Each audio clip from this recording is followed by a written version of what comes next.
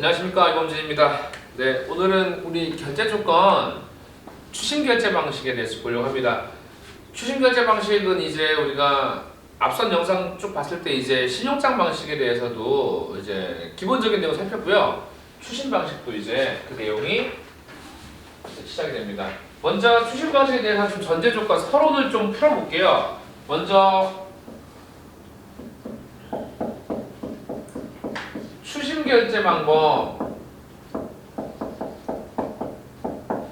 일단 추심이라는 게 뭔지 단어의 뜻부터 가져가야겠네요. 키워드부터 바로 들어갈게요. 첫 번째 보시면은 일단 추심이라는 뜻은요. 추심이라는 뜻은 일단 이겁니다. 돈 따위를 받으러 가다 이 뜻입니다. 돈을 받으러 가다. 돈을 받으러 가다. 네, 요게 이제 추심이라는 뜻입니다. 추심. 요게 이제 추심이라는 뜻이고요. 자, 그다음에 이제 또 뭐가 있냐면은, 근데 우리 무역거래에서 돈을 받으러 갈 수가 있을까요, 없을까요? 해외로 가야 되니까 많이 힘들어요. 그렇기 때문에 돈을 받으러 갈 때 이겁니다. 은행을 통해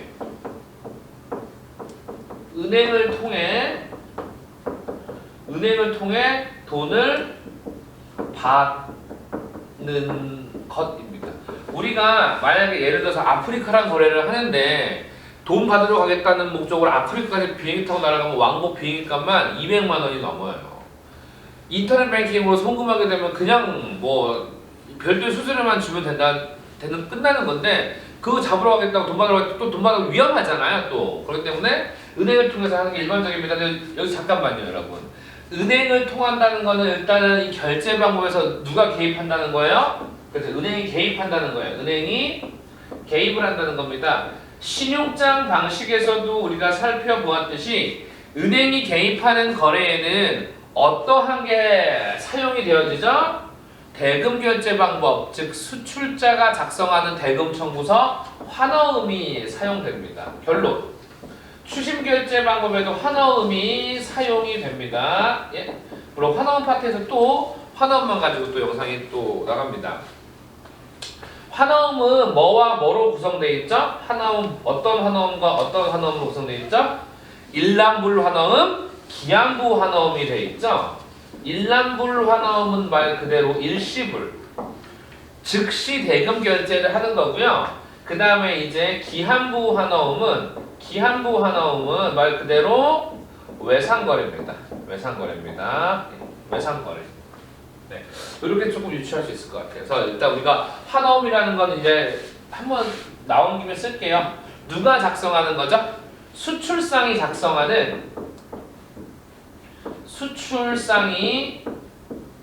작성하는 돈 달라고 하는 서류 뭐예요? 대금 청구서입니다. 대금 청구서이죠. 네. 수출상이 작성한 대금 청구서인데 우리 추심 결제에도 환어음이 쓰입니다. 네. 그럼 좋습니다. 요게 쓰이는데 먼저 그럼 추심 결제 방식 종류가 있죠. 종류. 일람불 환어음이 쓰이는 거에 따라 기한부 환어음이 쓰이는 것에 따라, 즉 추심 거래는 두 가지로 구분이 돼서 추심 거래는 두 가지로 구분이 됩니다. 첫 번째 앞서 언급했던 일람불 거래. 네. 두 번째는 뭐예요? 기한부 거래. 즉 여러분 여기 좀 포커스 맞춰주세요. 일람불 거래에는 어떤 환어음이 첨부돼요? 일람불 환어음. 기한부 거래에는 어떤 환어음이 첨부돼요? 기한부 환어음. 요거는 이제 이렇게 라인처럼 딱 맞춰주시고요. 추심 거래에서 일람불 거래라고 하면 부르는 명칭이 있습니다. 땡땡 뭐라 그래요? DP라고 불러요. DP 거래 한글로는 지급 인도 조건이라고 부릅니다. 지급 인도 조건. 네. 지급 인도 조건. 물론 무역 거래할 때 쓰이는 조건입니다. 기한부 거래는요, DA라고 부릅니다. DA. 같은 인도 조건이에요. 인도 조건. 네. 하지만 앞에 지급이 아니라 달라요. 인수 인도 조건이라고 불러요. 인수 인도 조건. 네, 인수인도 조건. 네.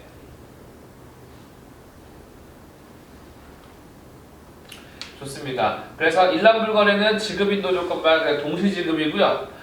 인수인도 조건은 말 그대로 기한부 외상거래입니다. 네. 좋습니다. 추심거래는 기본적으로 요 베이스가 아주 기본이고요. 실제로 우리 시험에서 무역영어나 국제무역사라는 시험에서는 요 기본만 가지고도 풀 수 있는 문제들이 있고요. 이것보다도 좀 더 나아가서 알고 있어야 되는 문제들이 있는데 이렇게만 가져가셔도 큰 문제는 없습니다. 이제 요거 한번 절차도를 한번 그려볼게요. 말 그대로 추심결제 방식은 요거 하나만 더 적어주세요. 신용장이 아니라 뭐야? 비신용장. 비신용장 방식. 네. 무신용장이라고도 하고요. 근데 여러분 잘 보세요. 하나만 더 추심거래에 대해서 해볼게요. 추심거래에서도 역시나 은행이 개입한다라는 포커스에서 한 번 더 살펴본다면은 은행이 개입을 하죠. 은행이 개입을 하는데 원래 우리 신용장에서는 은행에 지급 확약이 있었나요? 없었나요? 있었습니다. 그래서 우리가 은행에다가 제출한 서류에 하자가 없다라고 한다면은 은행은 그에 따라서 대금을 지급해야 할 의무가 있었습니다. 하지만 은행이 개입함에도 불구하고 요 은행은요 서류 심사를 하지 않아요. 서류 심사. 서류 심사라는 개념은 안 하고요. 대신 기본적인 사항만 체크한다는 개념으로 서류를 봅니다. 기본 사항만 체크. 그래서 서류에 잘못 적힌 부분, 기본 사항만 체크. 원래 신용장이라는 거는 요구된 서류가 완벽해야 돼요. 요구된 서류가 완벽해야 되는 게 신용장인데 실질적으로 추심에는 요구된 서류 이런 개념은 잘 없습니다. 추심 지시서라고는 하지만 그거에 대해서 서류가 잘 됐니, 잘 안 됐니, 통수가 맞니, 서명이 됐니 이런 디테일까지 신용장처럼 확인하지 않습니다. 따라서 서류 심사를 하지 않으니까 은행이 어떤 거를 지급할 의무도 없는 거예요. 대금 지급 의무도 없습니다. 은행이 대금 지급 의무가 없습니다. 대금 지급 의무 없습니다. 네. 그러니까 일단 요 베이스만 일단 기본으로 깔아주시면 돼요. 나중에 우리가 이제 기출 문제를 풀게 되면은 이런 베이스를 제가 한 번 더 언급 드릴 겁니다. 한 번 더 언급 드릴 때 그때 당연히 기억만 하시면 되는 거고요. 네. 일단 추심 베이스는 기본 베이스입니다. 그 다음에 이제 요거 잠깐 지우고 추심에 나오는 당사자를 나타내면서 당사자를 표현하면서 절차도를 함께 좀 보겠습니다. 요거 한번 좀 한번 영상 좀 멈춰주시고 좀 적어주세요. 왜냐면 이게 내용들이 일단 여기 왼쪽은 좀 지우고 써보겠습니다. 왼쪽은 지우고 왼쪽은 지우고 써볼게요. 추심 절차도를 한번 보려고 하는데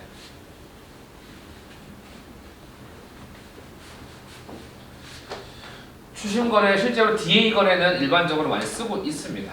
네, 내용을 좀 같이 볼게요. 우리 신용장 절차도를 어떻게 그렸었죠? 예, 가운데 동그라미 있고 전반적으로 그랬었는데 여긴 가운데 동그라미 같은 건 없고요. 가운데 동그라미 같은 건 없고요. 여기 한번 보실게요.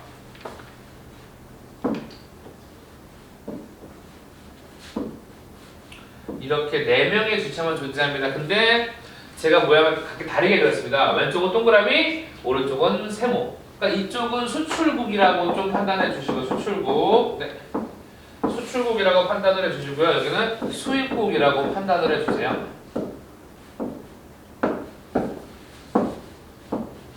자, 기본적으로 밑에 있는 두 주체는 셀러와 바이어가 되겠죠. 셀러와 바이어가 되겠죠. 먼저 보겠습니다.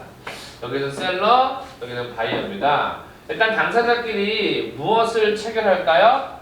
매매계약을 체결하는 게 일반적입니다. 매매계약. 네. 매매계약을 체결하고요. 그에 따라 페이먼트 조건을 뭘로 했냐면은 추심거래라고 해요. 추심거래는 두 개로 구분됐습니다. DP, DA. DP 그리고 DA. 일람불거래. 여기는 기한불거래. 여기까지는 뭐 좀 전에 설명드린 기초 내용이니까 이제 여러분들이 뭐 고개가 끄덕거려지실 거고요. 그럼 이제 셀러 입장에서는 어떠한 조건을 선택하는지만에 뭐를 준비해야 돼요? 선적 준비를 해야 됩니다. 선적 준비. 네, 선적을 준비하고요. 그에 따라 물품을 적재했습니다. 물품을 적재하면 요 운송인은 셀러에게 뭘 발행해주죠? 운송인이 해상 운송인이 물건 싣고 셀러에게 발행해 주는 것을 BL이라 그래. BL. 그리고 셀러가 이거와 더불어서 자신이 직접 작성할 수 있는 거 뭐 있죠? 예, 인보이스, 커머셜 인보이스 CI, 패킹 리스트 PL, 그 다음에 만약에 뭐 원한다면 상대방이 요구한다면 원산지 증명서 CO, 이런 그다음에 보험도 원한다 그러면 뭐 CIF나 CIP가 되면요, 인슈런스 팔리시라고 해서 IP 뭐다 줄여쓰기 일단요. 이런 것들을 이제 첨부합니다. 만약에 지금의 추심결제라면 이런 것들을 한데 모아서 부르는 명칭이 있어요. 얘를 추심지시서라고 불러요. 추심지시서. 네. 추심지시서를 꾸밉니다. 이렇게 한 통 꾸며요. 추심지시서. 그러니까 일단 여러분 이렇게 가져가셔야 돼요. 셀러와 바이어가 거래를 쓰게 되면은 셀러가 물건을 싣고 난 다음에 기본적으로 서류를 발급받고 그 이외에 발급받을 필요 없는 기타 서류는 자신이 작성한다고 보시면 돼요. 그러니까 서류가 작성했으면 이 서류를 누구한테 보내는 게 맞을까요? 은행이 개입한다고 말씀드렸죠? 근데 원칙적으로라면 어떤 은행한테 보내는 게 맞는 거예요? 여기 수입국에 있는 은행한테 보내서 빨리 바이어한테 돈을 주라고 그 흔히 말하는 추심을 하라고 의뢰할 수 있는데 실제로 셀러가 수입국 은행에게 서류를 줄 수는 없잖아요. 맞죠? 그렇기 때문에 신용장처럼 마찬가지로 누구한테 서류를 줘요? 자신이 거래하는 은행한테 서류를 줍니다. 은행한테. 이 은행을 뭐라 그럴까요? 실질적으로 이 은행이 수입상한테 추심을 할 수는 없어요. 수출국에 있는 셀러가 못했듯이 수출국에 있는 은행도 추심을 못합니다. 단 이 은행이 은행끼리는 통한다고 수입국에 있는 은행한테 서류를 전달해 줄 수는 있어요. 그러면 이 은행은 실제로 수출국에 있는 은행은 추심은 하진 않지만 추심을 직접적으로 할 수 있는 은행에게 추심을 지금 뭘 하고 있는 거예요? 의뢰를 하고 있다. 그래서 이를요 추심은행이라고 불러요. 추심은행. 추심의뢰은행이라 불러요. 추심의뢰은행. 레미링 뱅크라고 합니다. 레미링 뱅크. 물론 지금은 영어를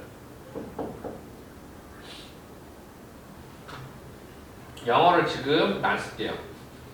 갑자기 스펠링이 레미링 뱅크. 스펠링이 갑자기 생각나네. 갑자기 레미링 뱅크인데 여러분 뭐 일단 영어는 가져가지 말아주세요. 나중에 뭐 기출 풀 때 영어 늦진 않습니다. 수출국에 있는 은행이 무슨 은행이에요? 추심의뢰은행이에요. 추심의뢰은행. 네. 그럼 이렇게 서류가 전해집니다. 이때 전해지는 서류를 통칭해서 뭐라고 부르죠? 여기 추심지시서라고 불러요. 그럼 이렇게 추심지시서가 수입국에 도착을 했어요. 추심지시서가. 그러면 이분도 은행이에요. 하지만 이 은행이 이제 진짜 메인 은행이에요. 이제 이 은행이 누구한테 돈 달라고 찾아가서 돈 달라고 얘기할 수 있는 거예요? 바이어한테 돈 달라고 얘기할 수 있는 거예요. 상대방한테 가서 돈 따위를 받으러 가다. 이거를 뭐라 그랬죠? 우리 추심이라 그랬잖아요. 그럼 이 은행은 명칭이 정확히 뭐죠? 추심은행이 되는 거예요. 추심은행. 추심은행. 이렇게 추심을 합니다.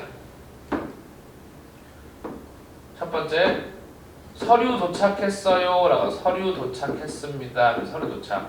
서류 도착 통지합니다. 이 서류에는 바이어가 가장 필요로 하는 BL이 들어있어요. 그럼 바이어는 이제 은행을 방문해야 돼요. 두 번째, 바이어 은행 방문. 근데 여러분 은행을 방문하는데 여기 우측은 좀 지우고 하겠습니다. 은행을 방문을 하는데 네. 은행 방문 시에 잘 보세요, 여러분. 은행 방문 시 첫 번째, 두 번째가 있어요. 은행 방문 시 돈 들고 방문이 있고요. 두 번째는 빈손으로 방문이 있어요. 이게 도대체 뭘 의미할까요? 빈손 방문. 잘 보세요. DP 거래 같은 거는 말 그대로 우리 결제 조건의 지급 시기를 선지급, 동시지급 그리고 후지급이라고 배웠습니다. 동시지급이라는 거는 물건과 대금이 함께 교환이 되는 건데 물건이 직접적으로 교환될 수 없다라고 한다면은 물건을 의미하는 어떤 거요? BL이 대금과 교환되면 되는 거였습니다. 즉 일란불 거래는 동시지급입니다. 동시지급이고요. 더 나아서 BL과 뭐가 같이 교환되는 거예요? 대금이 교환되는 거예요. BL과 대금이 교환되는 겁니다.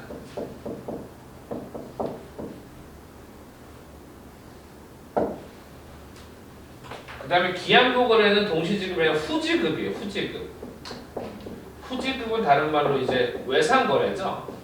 그러면은 외상거래라는 거는 돈을 안 주고 물건 가지고 오는 겁니다. 그럼 바이어 입장에서는 돈 들고 방문하는 거겠어요? 빈손으로 방문하는 거겠어요? 빈손으로 방문하는 거죠. 그래서 그냥 방문한 다음에 서류에 인수, 즉 지금 이 서류를 제가 오늘 인수합니다 라고 인수 서명하고요. 모든 절차를 끝내면 됩니다. 네, 서명하고 서류 받으면 그 서류 들고 이제 제품 찾아서 특정 외상기간이 되는 만기일에 대금을 결제하면 되는 겁니다. 이게 기본적인 절차세요. 네. 셀러를 이때 뭐라고 불러요? 셀러를 환어음. 이때 우리 환어음 발행한다고 하잖아요. 여기 제가 환어음 안 집어넣었네요. 추가적으로 이제 환어음도 이제 같이 가져가야 되는데 잘 보세요.